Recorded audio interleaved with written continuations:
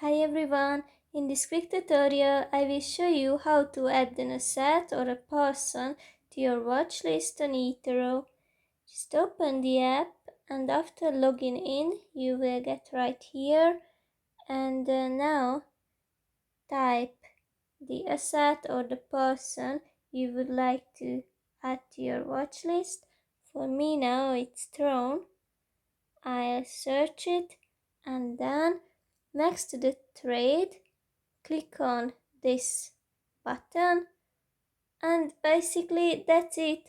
Throne has been added to my watch list, which I can check by clicking on the left hand side on my watch list, this icon, and now you can see my watch list here. Thank you for your attention and happy trading.